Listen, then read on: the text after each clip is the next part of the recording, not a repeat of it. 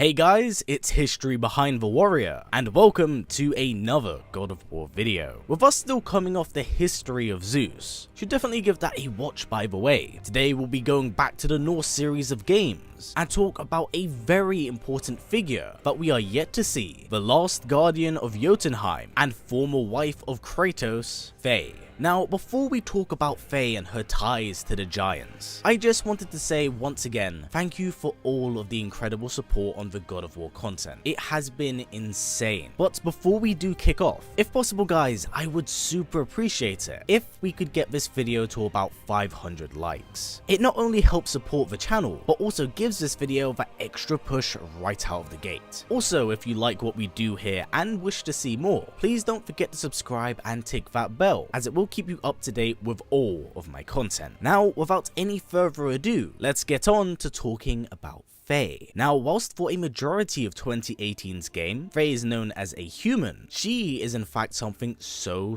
much more. Faye in fact derives from the realm of Jotunheim, the realm of the giants, and while she is referred to as Faye, her real name is Laufey, a bit of wordplay on her mythological counterpart. So in this universe, Laufey could easily be referred to as Laufey. The early years of Faye's life is shrouded in mystery, as many of the Jotuns lived out of the public eye. But what we do know of Faye is that she was a formidable warrior, even amongst the giants. In fact, her skills spread so far throughout the land that she is considered a legend amongst the Aesir, with even Thor going out of his way to try and hunt her down. And while she was a strong combatant, Faye was known for her compassion and is held up in very high esteem by many as the just guardian of Jotunheim, a myth that would spread throughout the 9 realms. As expected, due to her incredible strength and formidable skill, Faye would be given a great honor by her people, gaining the mantle of Guardian of Jotunheim, a prestigious title where she would protect her people from all outsiders that may do them harm. She would ward off the likes of any that crossed her path, and fulfilled her role for many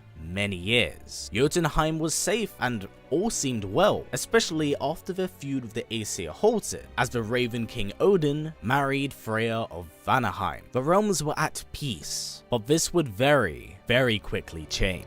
Whilst Odin had taken on more of a passive role, with one of his sons, Tyr, going out to unite the 9 realms and beyond, the Allfather would come to learn of Asgard's apocalypse. When he learned of his destined fate to perish on its final day, he would take every possible precaution to avert his demise. And this is where his gaze fell to Jotunheim. Knowing of the Jotuns' abilities to see into the future, he would attempt to steal their ability of foresight.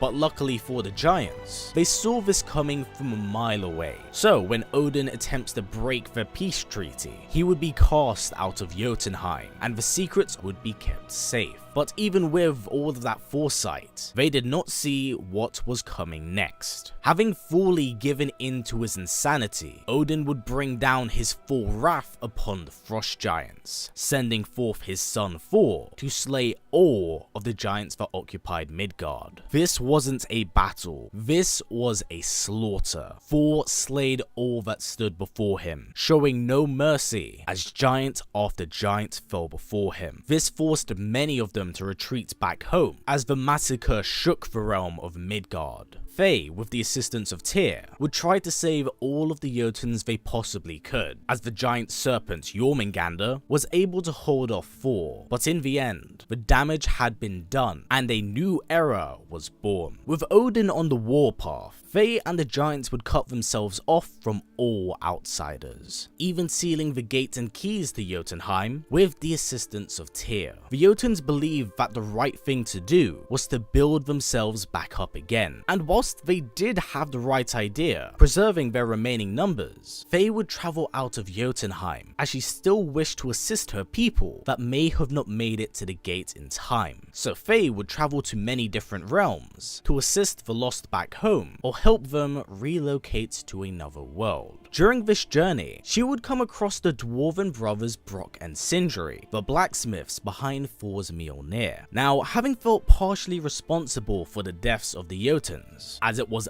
their creation that allowed Thor to do what he did, to somewhat fix the wounds they helped open, the brothers would forge the Leviathan Axe, a weapon that could be seen as Mjolnir's equal to protect the remaining frost giants. And what a better person to give it to than the guardian of the realm. The realm of the giants eventually reached a tipping point. Whilst it hasn't been well documented how they perished, whether that be from famine or disease, before they died, their ability of foresight allowed them to look into the future. And it's here where they learnt the prophecy of Ragnarok, and how it would be Faye that would initiate it. It was said that she was to meet a warrior from a faraway land and give birth to the child of prophecy, one that would bring on the end of Asgard and avenge the fallen. At first, the Jotuns tried to hold Faye back. With her being the last guardian, she had a duty to her people, but they all knew that deep down, that if Faye stayed, then they would all perish together. So, with this knowledge in mind, Faye would go forth and leave Jotunheim, journeying to Midgard to chase her future, and eventually she would find the warrior from a lost land, Kratos. Now, it wasn't exactly a love at first sight sort of encounter. It was instead one exchanged in actions, not words. So the first time Faye and Kratos meet each other, they do battle each other, with Faye holding her own against the Spartan, possibly using this battle to know whether or not this was the man in the mural. Once the battle subsided, peace was made between the two, and in time, their relationship would blossom into love,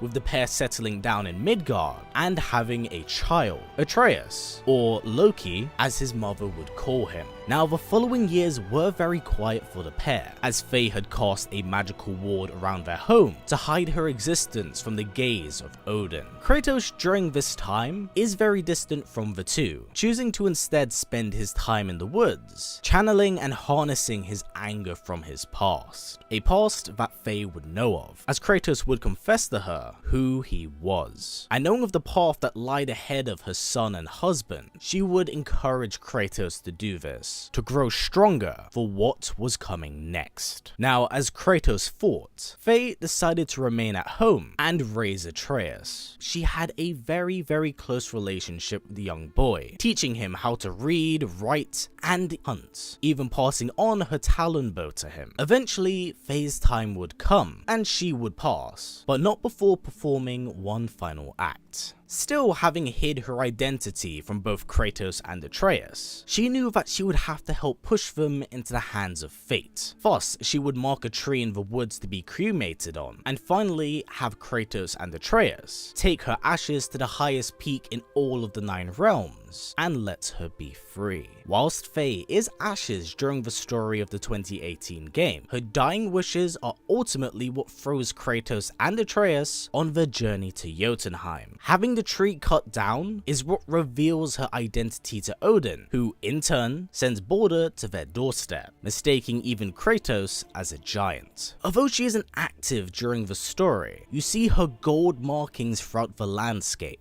marking how she knew each and every step of their journey and how it would unfold as they made their way to Jotunheim. So in the end, Faye's wishes are granted as the Guardian is returned back home and the prophecy is fulfilled, with Kratos and Atreus learning of her true heritage, how Faye was a giant and how Atreus was actually named Loki. The tale of Faye is beautifully tragic, as it is one of both loyalty and fate. It's very clear that she wants to do right by her people as well as her family. She knows what the future holds for them in Midgard, and the legacy she leaves behind is one that allows a son to connect to his father, something that was absent prior to the game. So her death is both a catalyst for the growth of Kratos and the fall of Asgard. There are so many little cogs in the story that are turning simultaneously that it kind of blinds us all to the bigger picture and the separate stories and narratives that each character goes through. With that being said,